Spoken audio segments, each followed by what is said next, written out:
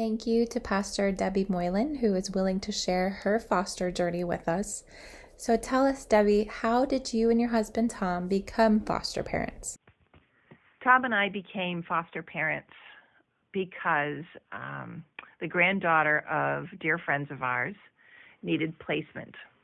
Birth mom was struggling with addiction, and our foster baby was removed from her home in May of last year, had spent time with birth mom's mom, but that was coming to an end because the grandmother couldn't keep her. And so we had a very small window to make a decision of whether or not we would receive this child into our care.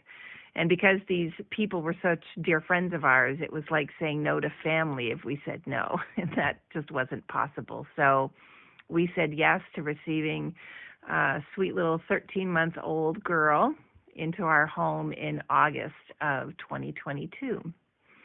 And our life changed dramatically overnight. We have 3 grown children, the youngest of which is 19, our oldest is 26, so we are well beyond having babies and had nothing in our house that could help us actually do this. Tell us how your church community was able to support your family. There were a couple people within the church that really stepped up as far as making sure we had everything that we needed to be able to take this child in, because we had a small window, maybe a week, to get everything together. And so in that time, we were able to get a high chair, a bunch of gates, a crib, a glider to rock the child, some pack and plays, some toys, some clothes, and diapers. There was actually some people that just shipped diapers to us too for a few months in the beginning. And then, of course, on Sunday morning, because I'm a pastor and Tom has his roles on Sunday morning as well, it was good just to know that the church family just surrounded our family and took care of foster baby on Sunday mornings, so we could continue to do what we needed to do, especially after my husband fell in October and broke his ankle. That was really imperative to have that extra support when I was doing my job. That's amazing.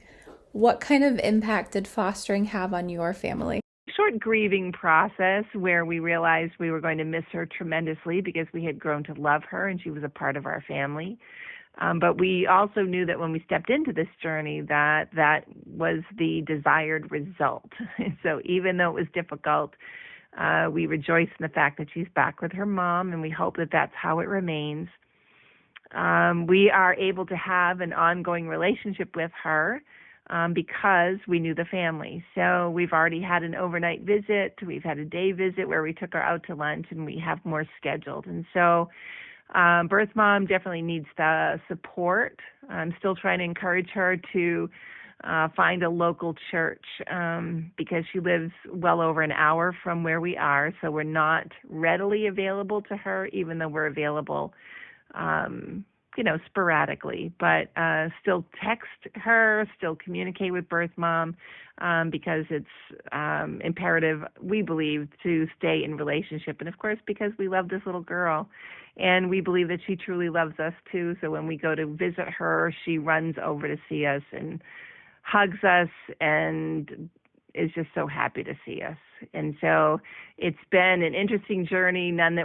It wasn't something that we were looking to do, but it's something that God had placed on our hearts to do, and we have been blessed to be able to do it. So would we do it again? Maybe. We've talked about it, but for now we're just kind of getting back into getting our lives back in schedule after having it slightly disrupted for a while. But it's been a beautiful journey. Thank you so much for sharing your story with us, Pastor Deb. Thank you for opening up your home and your heart to loving this little girl. I have no doubt in my mind that her family has been impacted by the love of Christ.